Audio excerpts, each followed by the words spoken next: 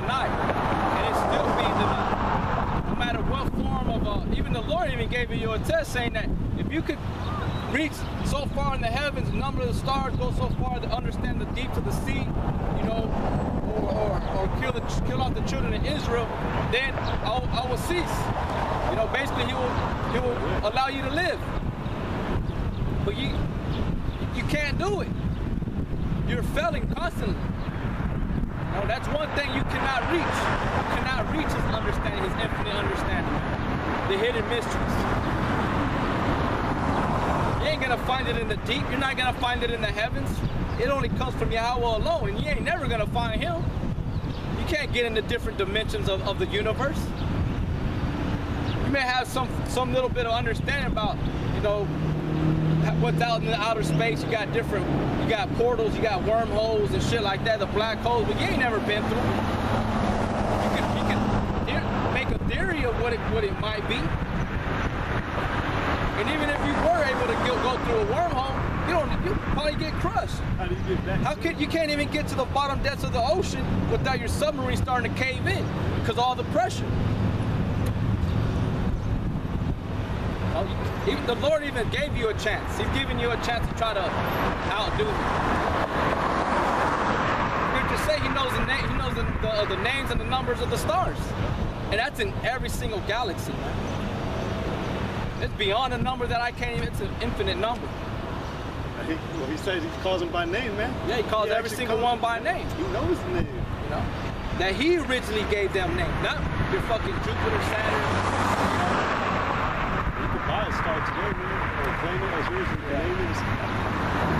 Now this is about Jeremiah 22:15.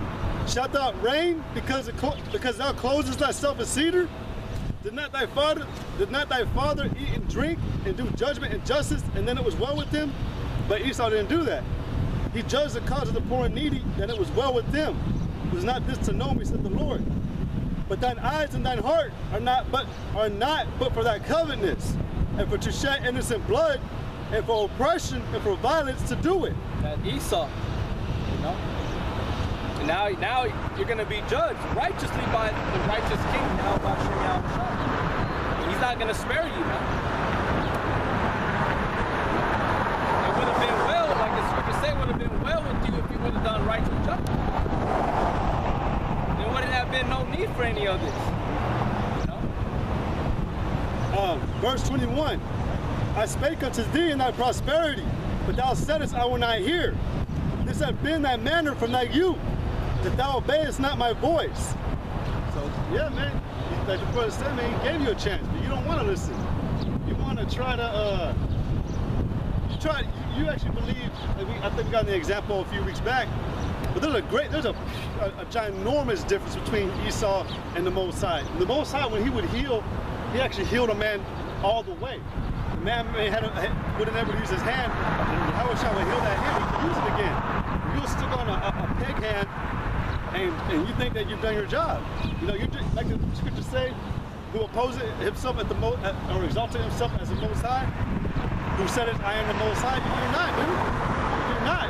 You're fake. And really, we're just speaking about it, man. You're just set up to be an imitator because you're trying to frustrate prophecy. I'm trying to imitate the Lord. You think God or Lord, Jesus, the Messiah, the Christ is asleep? The true God? He ain't asleep, man. He let y'all get into a comfortable state that and y'all thought he forgot. He ain't forgot.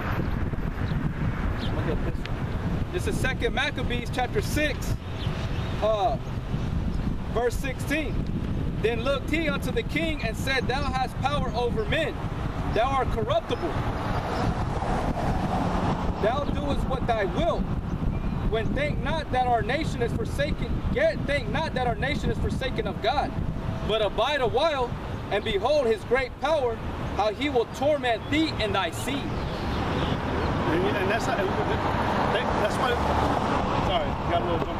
That's why the brother said, a lot of y'all people, or Esau, mainly he thinks that the Most High's forgotten about everything that he's done, or that he's forgetting, or he's not watching.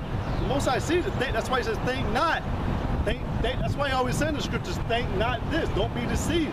I will recompense you. He even declares it in Romans. He says, vengeance is mine. I will repay. And he has a time appointed, man. That's why it tells you in Revelation, show the brothers, here is the patience and the faith of the saints. That's what we're waiting. That's what we're believing on, that this power that is proclaiming himself through the scriptures is going to really come back and justify everything that's been done here wickedly, or justify the actions. I'm trying to... we gotta wait for his word to be performed, and we'll be like, it was fulfilled. To do justice. To do justice. That's all it is. It's always about justice, because we're not in a kingdom where we're trying to receive blessings, gifts. We're in a society, a world, a kingdom that we're waiting for judgment. You know, just like it said was in Isaiah 55. Is it Isaiah 55 where it's saying they waited for judgment and nothing came? But the elect are going to be recompensed swiftly. You know, they're going to be redeemed even in the time when they're on hell still. That's why you have different examples of brothers that encounter certain enemies in their life, and then they tell you the story or the outcome of that situation. Feels victorious. I'll read it again. 2 Maccabees 7:16.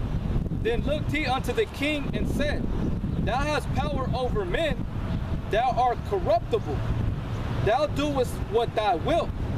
Yet think not that our nation is forsaken of God, but abide a while, and behold his great power, how he will torment thee and thy seed. So he's saying, wait, just wait. He's coming, man. That's why, you know, because that was a wicked king. And who was that? It says right there too, do what thou willest. And that's exactly the quote of that man who did who condoned himself in every wicked act, known to man. Indulge himself. Yeah, indulge himself. But that's why he tells you, that's why Israel, man, he tells you, the Most High tells you, you're a corruptible man. You're a king, yet you're corruptible. I can take you out. Daniel 4:13 says that this be the decree from the highest and the Most High, that it is he who reigns in the kingdom of men. That's why I read in Jeremiah, just because you're the king today, you really think you can do whatever you want?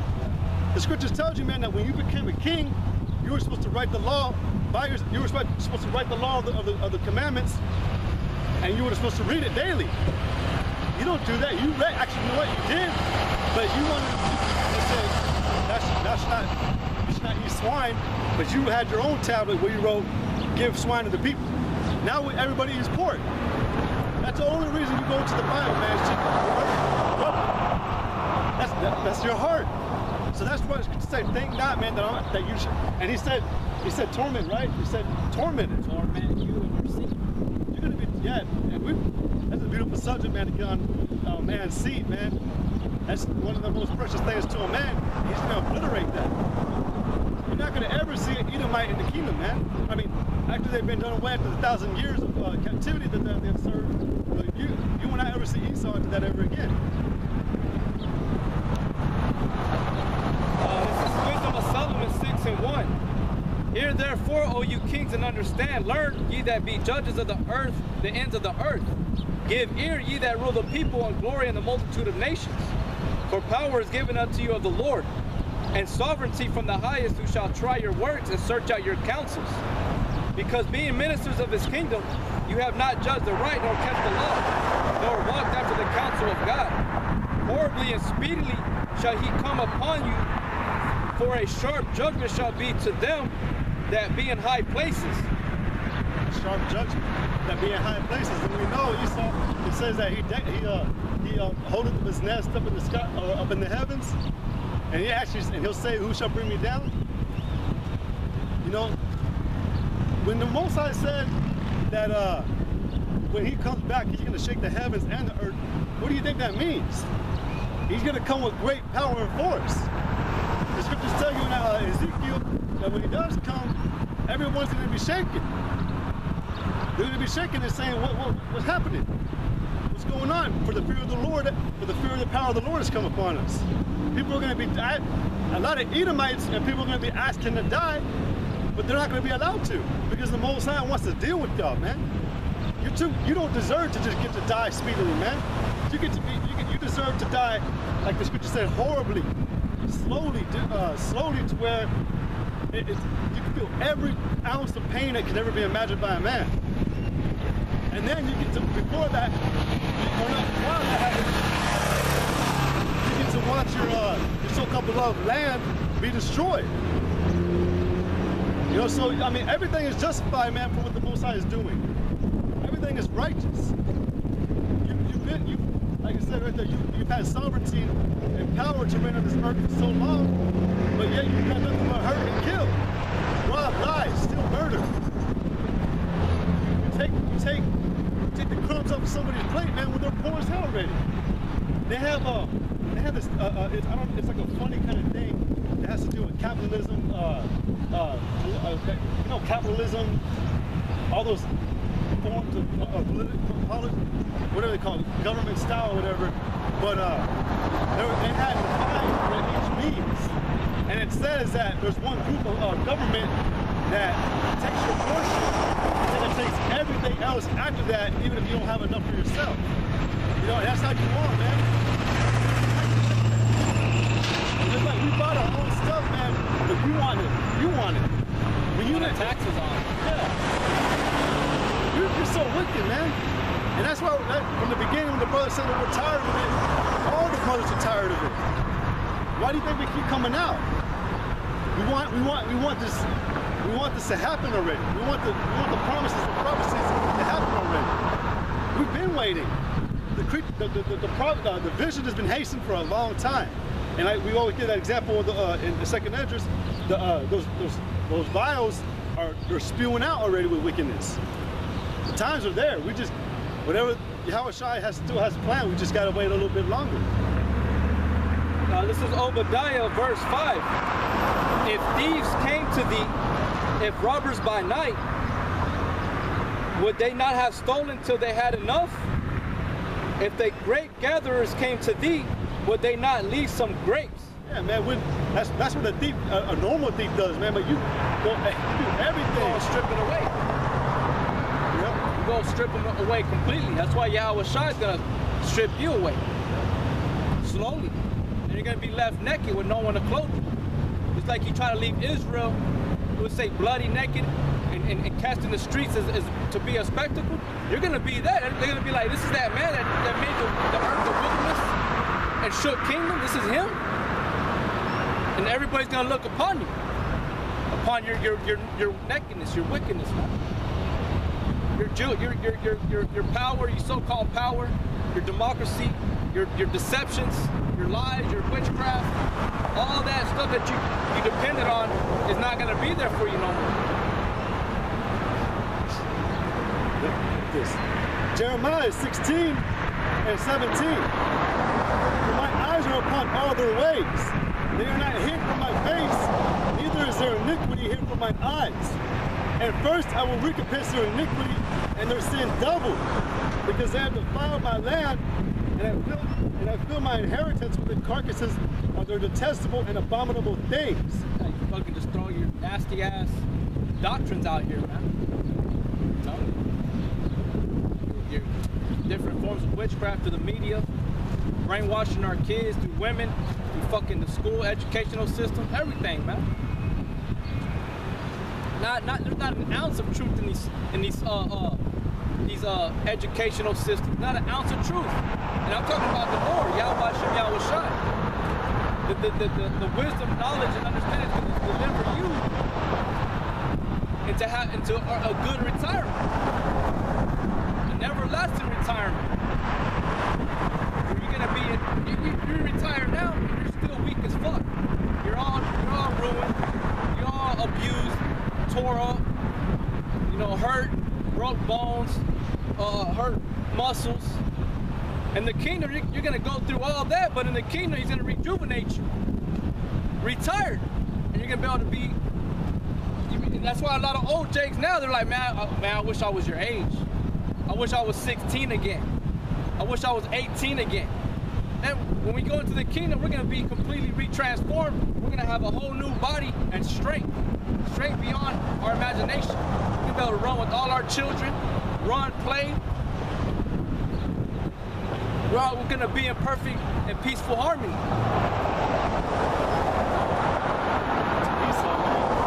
It's completely backwards. It's completely backwards. He leads you to death. He uses you. You're your damn slave.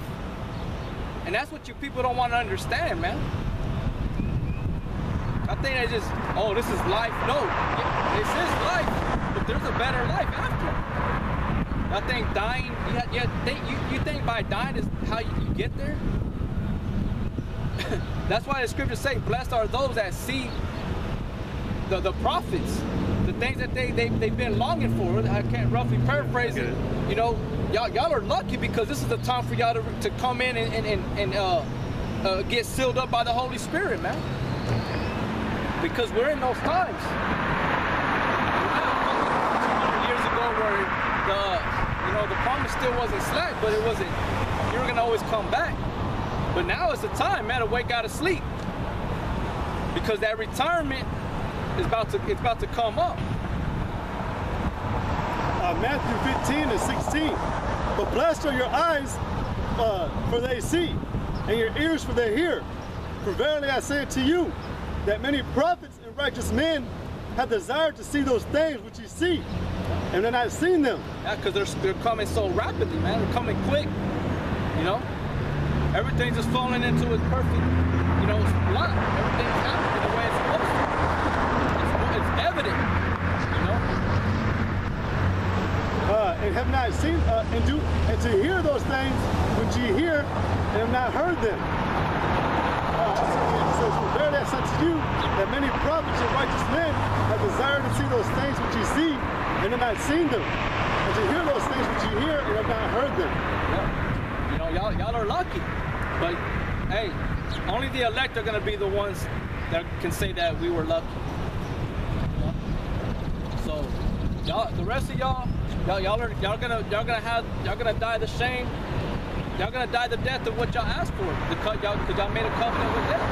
This is the life y'all want. You know, this is the afterlife y'all are wanting, is for you to die and then you're gonna be in heaven. No, the Lord said, I mean, if you with me. How do Yahweh Shai said, many that be with me shall not see or taste death. Because they're gonna die, but they're gonna keep coming back until the end of, when he finally comes from the heavens, they're gonna be taken up in the chariot. They ain't gonna see death again. And that's their retirement. That's the time to rest. That's gonna be their time to cry and with joy and rejoice with Yahweh Shem Yahweh Shai and the brethren and the angels. While all y'all are right down here saying, damn, we're stupid. We're fucking idiots. We're fucking insane for us to think and mock them men. We're fucking stupid to have cast away such precious gifts. So precious promises.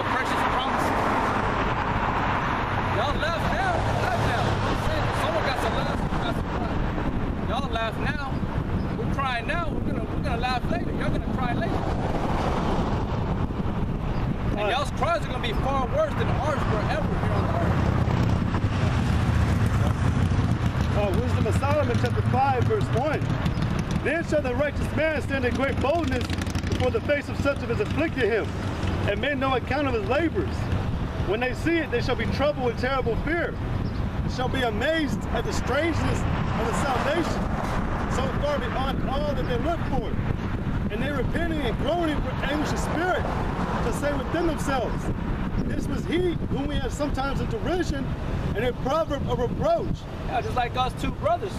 There's always somebody that's somewhere in our life that wants to, give us a challenge, give us a little bit of problem. I ain't gonna say hell because it's not really hell. I'm gonna say they give us a little bit of little problems in our life.